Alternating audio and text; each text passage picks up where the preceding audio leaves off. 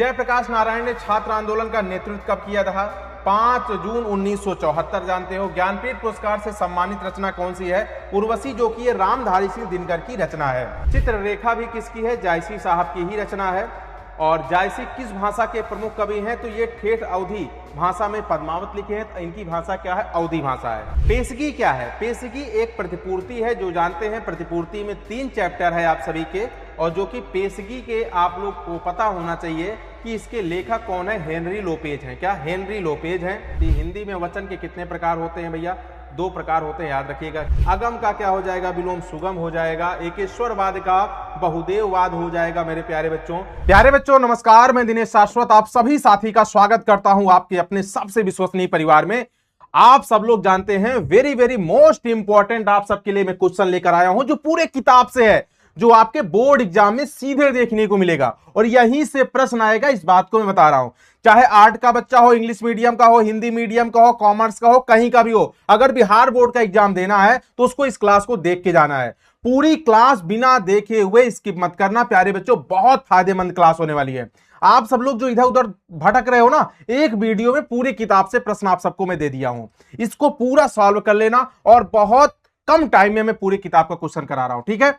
तो आप सब लोग ऐसा क्वेश्चन ढूंढ रहे थे, आप सबके लिए मैंने सोचा ऐसा कुछ एक क्वेश्चन लेकर आऊं कि आप सबका पूरा का पूरा कल्याण हो जाए। चलिए आप सब लोग देखिएगा, पहला प्रश्न है, उसने कहा था कहानी के कहानीकार कौन है? आप लोग जानते हो चंद्र शर्मा गुलेरी साहब हैं। उसने कहा था कहानी कब प्रकाशित हुई थी? 1915 में। 3 कहानी है भैया चंद्र शर्मा गुलेरी की। बी का मतलब बुद्धू का कांटा, यू का मतलब उसने कहा था, एस का मतलब सुखमय जीवन। ये 1911 दोनों है, और जो है ये उसने कहा था 1915 में प्रकाशित है। और यही 3 कहानी है मात्र किसकी भैया? गुलेरी साहब की है। और उसके बाद में उसने कहा था कहानी आपसे पूछेगा कितने भाग हैं, तो आप लोग बताओगे गुरुजी कुल 5 भाग है। अगला प्रश्न है, रिकंस्ट्रक्शन ऑफ इंडियन पॉलिटी किसकी रचना है? जयप्रकाश नारायण जी की है, जिसे आप सब लोग जो है लोकनायक भी कहते हो। क्या? और खासकर ध्यान देना, इनको अमेरिका का दलाल भी कहा जाता है, ये भी बात याद रखना। क्या? अमेरिका का दलाल भी कहा जाता है, इस बात को ध्यान से समझिएगा, ठीक है ना? जयप्रकाश नारायण ने छात्र आंदोलन का नेतृत्व कब किया था? 5 जून 1974 जानते हो। ज्ञानपीठ पुरस्कार से सम्मानित रचना कौन सी है? उर्वशी, जो कि ये रामधारी सिंह दिनकर की रचना है। रोज शीर्षक कहानी के लेखक कौन है? तो आप लोग जानते हैं सच्चिदानंद हीरानंद वात्स्यायन अज्ञे जी हैं। रोज कहानी की नायिका कौन है भैया? मालती है। आप सभी लोग ध्यान देना, आप लोग यहाँ पे देखना, सारे प्रश्न जो पूछे गए जहां जहां वो भी आपके सामने में लिखा हूं। वेरी मोस्ट इंपॉर्टेंट प्रश्न है। मालती के पति का नाम क्या है? तो महेश्वर है लाला। और अज्ञे जी के पिताजी का नाम क्या है? तो डॉक्टर हीरानंद शास्त्री। आंसर क्या हो जाएगा? सी बिल्कुल सही जवाब हो जाएगा। मालती के बच्चे का नाम क्या है? टिटी है। बार बार क्वेश्चन पूछा जाता है, वेरी मोस्ट इंपॉर्टेंट प्रश्न है।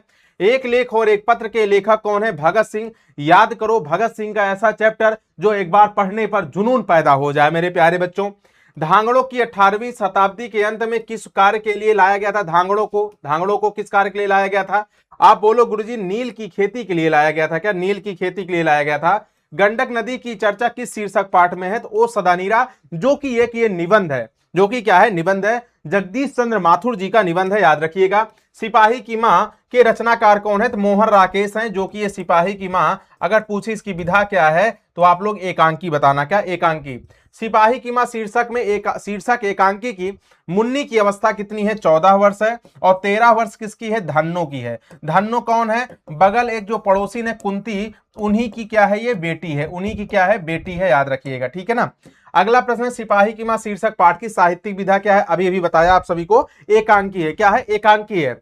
नामवर सिंह द्वारा लिखित प्रगीति और समाज क्या है? तो ये क्या है? निबंध है। और ओम प्रकाश वाल्मीकि की रचना है भैया जूठन, जो कि एक आत्मकथा है। क्या है? जूठन क्या है? एक आत्मकथा है, याद रखिएगा, बार बार क्वेश्चन पूछा जाता है। दलित साहित्य का सौंदर्य शास्त्र नामक आलोचना पुस्तक किसने लिखा? ओम प्रकाश वाल्मीकि साहब ने लिखा है। अगला प्रश्न है, सदियों का संताप शीर्षक कृति किसकी है? ये भी ओम प्रकाश वाल्मीकि साहब की है।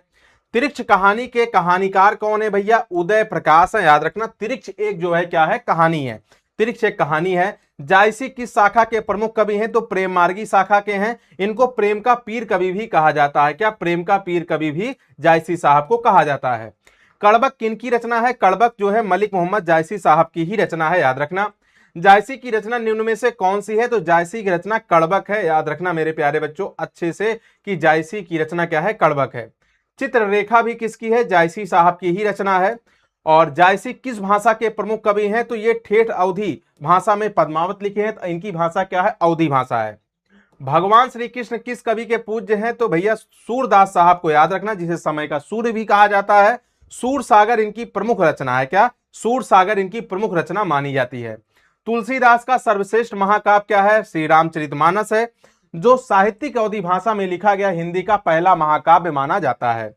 छप्पय के कवि कौन है? तो आप लोग जानते हैं भैया, छप्पय के कवि कौन है? नाभादास हैं। नाभादास के दीक्षा गुरु का नाम क्या है? स्वामी अग्रदास। क्या? स्वामी अग्रदास। तुमुल कोलाहल कलह में किसकी रचना है? जयशंकर प्रसाद जी की है। और जयशंकर प्रसाद की नाटक की बात करूं तो आप सब लोग याद रखना ध्रुव स्वामिनी है। क्या? ध्रुव स्वामिनी है मेरे प्यारे बच्चों, इस बात को भी अच्छे से याद रखना। जयशंकर प्रसाद का महाकाव्य की बात करूं तो ये कामायनी है, जो कामायनी से ही लिया गया है तुमुल कोलाहल कलह में। तुमुल कोलाहल कलह में शीर्षक कविता किस महाकाव्य का अंश है? अभी अभी बताया जो है कामायनी कहां से लिया गया है? सॉरी, कामायनी से ही लिया गया है तुमुल कोलाहल कलह में। सुभद्रा कुमारी चौहान की कविता का नाम क्या है? तो पुत्र वियोग। आप सब लोग जानते होंगे, आंसर बी हो जाएगा। पुत्र वियोग कविता के कवि कौन है? तो सुभद्रा कुमारी चौहान। आप सभी लोग याद रखिएगा। सुभद्रा कुमारी चौहान के पिताजी का नाम क्या है? तो ठाकुर रामनाथ सिंह। मेरे प्यारे बच्चों आंसर ए हो जाएगा। सुभद्रा कुमारी चौहान का जन्म कब हुआ था? 4 आप सब लोग बहुत अच्छे से जानते हो। पुत्र वियोग कविता के कवि कौन है? पुत्र वियोग कविता के कवि तो आप सब लोग को पता होना चाहिए, सुभद्रा कुमारी चौहान। और इनके पति का नाम क्या है? ठाकुर लक्ष्मण सिंह है, बार बार पूछा जाता है। कवियों का कवि किसे कहा जाता है? तो कवियों का कवि किसे कहा जाता है? तो मेरे प्यारे बच्चों याद रखिएगा, यहां पे जो है शमशेर बहादुर सिंह को कहा जाता है। क्या? शमशेर बहादुर सिंह को कहा जाता है। याद रखिएगा, आंसर क्या हो जाएगा? बी हो जाएगा। राख से लिपा हुआ चौका, यह पंक्ति किस शीर्षक कविता से है? उषा से लिया गया है। लोग भूल गए हैं, लोग भूल गए हैं मेरे प्यारे बच्चों, ये किसका जो है, किसकी रचना है? तो रघुवीर सहाय की है। किसकी है? रघुवीर सहाय की है। अधिनायक शीर्षक कविता किस पुस्तक से ली गई है? तो आत्महत्या के विरुद्ध से ली गई है। विनोद कुमार शुक्ल की किस रचना पर मणिकौल ने फिल्म बनाई थी? तो नौकर की कमीज पर मणिकौल ने फिल्म बनाई थी। इबारत से गिरी मात्राएं शीर्षक कविता संग्रह किसकी रचना है? तो आप लोग याद रखना अशोक वाजपेयी साहब की है। महात्मा गांधी अंतर्राष्ट्रीय हिंदी विश्वविद्यालय के प्रथम कुलपति निम्न में से कौन रहे हैं? तो अशोक वाजपेयी साहब ही रहे हैं। अगला प्रश्न है, समय के पास समय शीर्षक रचना किसकी है? तो ये भी जो है मेरे प्यारे बच्चों अशोक वाजपेयी की ही रचना है। गांव का घर शीर्षक कविता किसकी है? तो आप लोग बोलोगे गुरुजी ज्ञानेंद्र पति की है। गांव का घर शीर्षक कविता के रचयिता कौन है? अच्छा, पेशगी क्या है? पेशगी एक प्रतिपूर्ति है, जो जानते हैं प्रतिपूर्ति में 3 चैप्टर है आप सभी के, और जो कि पेशगी के आप लोग को पता होना चाहिए कि इसके लेखक कौन है? हेनरी लोपेज हैं। क्या? हेनरी लोपेज हैं। फ्रैंका कौन थी? एक कारमेन थी। ये फ्रैंका की आया जो थी, यानी जो नौकरानी थी, वो कारमेन थी, उसका नाम। कृपणता क्या है भैया? भाववाचक संज्ञा है, बार बार पूछा जाता है। भारतवर्ष में भी जो है क्या है? व्यक्तिवाचक संज्ञा हो जाएगा। कवि में क्या हो जाएगा? जातिवाचक संज्ञा हो जाएगा। पर्वत शब्द का विशेषण क्या हो जाएगा? पर्वतीय हो जाएगा। क्या? पर्वत शब्द का विशेषण आप लोग क्या बताओगे? पर्वतीय हो जाएगा। प्रथम शब्द का विशेषण क्या हो जाएगा? प्राथमिक हो जाएगा। निज शब्द का विशेषण क्या होगा दोस्त? निजी हो जाएगा। आप सब लोग याद रखना। वह जाएगा यानी भविष्य की बात कर रहा है, और भविष्य का एकमात्र ऑप्शन है, आंसर क्या हो जाएगा? डी हो जाएगा। अभी 100 क्वेश्चन आप सभी को बहुत कम टाइम में मैं सॉल्व करा दूंगा, और इस सेशन को मेरे प्यारे बच्चों ज्यादा से ज्यादा शेयर करना। आप सब लोग अगर बाद में रिकॉर्डेड क्लास देख रहे हो सकता है आप लोग बहुत बच्चे बाद में देख रहे होंगे, एग्जाम टाइम पर देख रहे होंगे, कमेंट जरूर करना, क्योंकि मैं कमेंट हमेशा हर बच्चे का देखता हूं। मैं देखता हूं, आपको पता नहीं चलता क्योंकि मैं लाइक करता हूं, तब भी पता नहीं चलता होगा, लेकिन मेरे प्यारे बच्चों मैं हर बच्चे का कमेंट देखता हूं। कमेंट जरूर करना। कम टाइम में आपको ज्यादा से ज्यादा कंटेंट में देने का प्रयास करता हूं। और एक बात, इसी चैनल पर जहां आप देख रहे हो, वीडियो सेक्शन में जहां देख रहे हो, थोड़ा से स्क्रॉल करके देख लेना मेरे प्यारे बच्चों। आप सबको मैं माइंड मैप और उसके साथ साथ सारांश, उसके साथ साथ मैं छोटी छोटी क्लास वीडियो में पूरे व्याकरण की वीडियो, संक्षेपण और समास, देशज विदेशज, सारे वीडियो मेरी ट्रेंडिंग में इसी चैनल पे हैं। आप थोड़ा सा स्क्रॉल ऊपर नीचे करके देख लेना, बहुत ऐसे 5-5, 7-7 मिनट में सारे टॉपिक में क्लियर कर दिया हूं। आप लोग देख लेना, पीछे 8 वर्षों से लगातार जैसे बच्चों को मैं टॉपर बना रहा हूं, ऐसे आपको बनाऊंगा। और जैसे बच्चे हैंड राइटिंग मेरे पास सब्जेक्टिव का भेजते हैं, आप सब लोग भी भेजिएगा, जो बाद में बच्चे मेरे इस वीडियो को देख रहे हैं, किसी भी संस्था से पढ़ते उससे मतलब नहीं, आप मेरे पास भेजना, मैं रिप्लाई सबका करता हूं, आपका भी करूंगा। इंस्टा आप लोग जानते हैं दिनेश सर हिंदी PW, आप सर्च करोगे उसी पे आप भेजना, सबके मैं सब्जेक्टिव का मैं रिप्लाई करूंगा, फॉलो करके आप रिप्लाई करना, क्योंकि वहां पे क्या है आपका कमेंट जिससे मुझे सीन हो सके, दिख सके, ठीक है। तो आप मेरे प्यारे बच्चों, आप सब लोग सब्जेक्टिव कॉपी मेरे पास जरूर भेजना। सब्जेक्टिव का कंटेंट, पतलेखन, निबंध, संक्षेपण, जो भी और आपके पतलेखन वगैरह हैं और समास हैं, सारे आपको इसी चैनल पे थोड़ा सा स्क्रॉल करोगे ऊपर नीचे मिल जाएगा, ठीक है। तो आप सब लोग कमेंट यहां जरूर करना, और आप सब लोग जानते हैं दिनेश सर हिंदी PW पर आप फॉलो करें, मेरे पास जरूर भेजना, जिससे मैं आपकी राइटिंग सुधार सकूं, जिससे मैं बता सकूं कहां पे आपको चेंज करना है, कौन सा चीजें, हेडिंग कहां से क्या बनानी है, जिससे एग्जामिनर पूरे के पूरे नंबर आपको दे सके, क्योंकि हिंदी 50 नंबर सब्जेक्टिव आता है, ठीक है।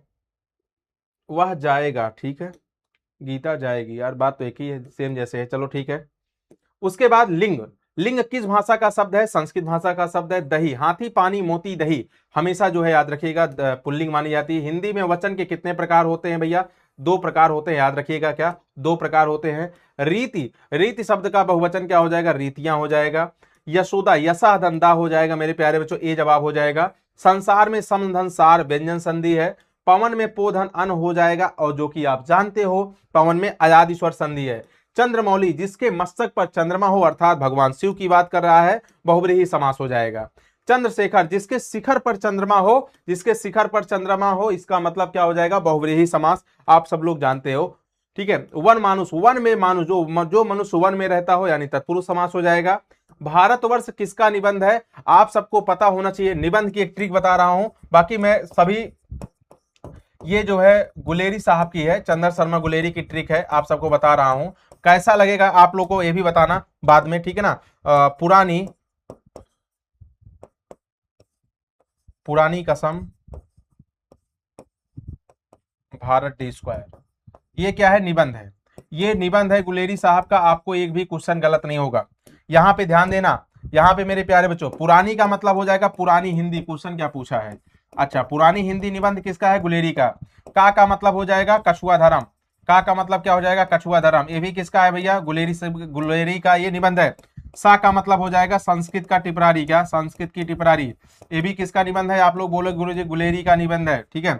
माँ का मतलब हो जाएगा मारे से मोहि कुठाव, ठीक है, मारे से मोहि कुठाव, मारे से मोहि कुठाव, मेरे प्यारे बच्चों याद रखिएगा, ठीक है। और भारत का मतलब हो जाएगा भारतवर्ष, क्वेश्चन शायद यही पूछा है, ठीक है। भारत का मतलब भारतवर्ष। D² मतलब 2 D है, एक का D का मतलब हो जाएगा डिंगल, और दूसरे D का मतलब हो जाएगा देवानामप्री, क्या? देवानामप्री। बताओ कैसा लगा ट्रिक, ट्रिक कैसा लगा मेरे प्यारे बच्चों? तो यहाँ पे आंसर याद रखिएगा, चंद्र शर्मा गुलेरी हो जाएगा, बी आंसर हो जाएगा। सभी लोग ध्यान देना, अगर इस टाइप का अगर आप लोग चाहते हो सभी कवि के आपको मैं ट्रिक ऐसे बता दूं रचना के, तो थोड़ा स्क्रॉल करना, मैं बताया हूं, जो सारांश बताया हूं हर चैप्टर के, जैसे बातचीत हो गया, उसने कहा था संपूर्ण क्रांति, अर्धनारीश्वर, जैसे जैसे बताया हूं सब आप देखना, सब में मैं ट्रिक पूरा का पूरा डिटेल बताया हूं, एक भी ट्रिक रखने की जरूरत नहीं है, लेकिन आपको उस चैप्टर को, उस क्लास को देखना पड़ेगा, 10-12 मिनट की जो वीडियो अपलोड किया हूं उसको आपको देखना पड़ेगा। पय जो है किसकी पर्यायवाची होती है? दूध की पर्यायवाची होती है। पृथ्वी जो है, भूमि जो है, आप सब लोग जानते हैं। गंगा जो है मंदाकिनी की पर्यायवाची है। और अधिकतम का विलोम क्या हो जाएगा? अधिकतम का विलोम न्यूनतम हो जाएगा। अगम का क्या हो जाएगा? विलोम सुगम हो जाएगा। एकेश्वरवाद का बहुदेववाद हो जाएगा मेरे प्यारे बच्चों। उग्र का क्या हो जाएगा? सौम्य हो जाएगा। और उल्टी गंगा बहाने का मतलब क्या होता है? विपरीत कार्य करना। क्या? विपरीत कार्य करना। कोसों दूर भागना का मतलब क्या होता है? बहुत अलग रहना। क्या? बहुत अलग रहना। अंगारों पर लौटना का मतलब क्या हो जाएगा? ईर्ष्या से व्याकुल हो जाना। आंखों का तारा होने का मतलब क्या होगा भैया? प्रिय होना। तोती बोलने का मतलब प्रभाव जमाना। क्या क्या होगा भैया? प्रभाव जमाना। दिन दूना रात चौगना का मतलब खूब उन्नति करना। क्या? खूब उन्नति करना। पगड़ी रखने का मतलब होता है भैया इज्जत बचाना। क्या? इज्जत बचाना। नाच नचाने का मतलब होगा क्या? तंग कर देना, पूरी तरीके से तंग कर दिया हो। व्युत्पत्ति के आधार पर संज्ञा के कितने भेद होते हैं? सिर्फ 3 होते हैं, याद रखिएगा। रूढ़ होता है, यौगिक होता है, योग रूढ़ होता है, जो कि आपको पता है। ये शब्द का भी भेद माना जाता है, लेकिन व्युत्पत्ति के आधार पर ये संज्ञा का भी माना जाता है। रक्षाबंधन जो कि व्यक्तिगत है मेरे बच्चों, ये त्योहार की बात कर रहा है, व्यक्तिवाचक हो जाएगा। सर्वनाम की संख्या 11 होती है। अगर भेद आपसे पूछेगा तो 6 होता है, ठीक है ना। अगला प्रश्न है राम पुस्तक पढ़ता है, लास्ट में क्या आ गया, ता है, इसका मतलब है सामान्य वर्तमान काल। अच्छा, काल नहीं पूछ रहा, क्रिया पूछ रहा है, इसका मतलब यहाँ पे क्या हो जाएगा, सकर्मक क्रिया हो जाएगा। काल पूछता तो सामान्य वर्तमान काल होता। हाथी पानी मोती दही हमेशा क्या होता है, पुल्लिंग होता है। विशेषण के कितने प्रकार होते हैं, 4 प्रकार होते हैं। वह लड़का अच्छा है में किस प्रकार का विशेषण है, अच्छा बुरा मीठा तीखा, कोई भी ऐसा रंग रूप की बात करेगा हमेशा जो है क्या होता है, गुणवाचक विशेषण होता है। पेड़ से पत्ते गिरते हैं यानी अलग होता है, तो यानी अपादान कारक यानी अलगाव की बात करेगा। तो कर्म के आधार पर क्रिया के 2 भेद होते हैं जो कि आप जानते हो, सकर्मक क्रिया और क्या हो जाएगा, सकर्मक क्रिया और क्या हो जाएगा, आकर्मक क्रिया हो जाएगा। मेरे प्यारे बच्चों, आप सब लोग मुझे कमेंट करके जरूर बताना क्लास कैसी लगी और आपके कितने आंसर सही हुए, कितने आंसर सही हुए मुझे कमेंट करके जरूर बताना। मेरे प्यारे बच्चों, और ट्रिक कैसी लगी वो भी बताना, और सारे वीडियो को आप सबको देखना है, ठीक है, सारी क्लास आप सब लोग स्क्रॉल करके देखना, और मेरे पास सब्जेक्टिव आंसर जरूर भेजना आप सब लोग, subjective answer Dinesh sir Hindi, ठीक है। आप सब लोग को बहुत बहुत धन्यवाद, अपना ख्याल रखना। मैं अपनी वाणी को मां सरस्वती के चरणों में समर्पित करते हुए आज के लिए इतना ही। आप सभी को बहुत बहुत धन्यवाद, और आप सभी को एग्जाम की ढेर सारी शुभकामनाएं, बेस्ट ऑफ लक। आप सभी हर बच्चे जो हो हिंदी में 100 में 100 लाओ, मेरी तरफ से ढेर सारी शुभकामनाएं।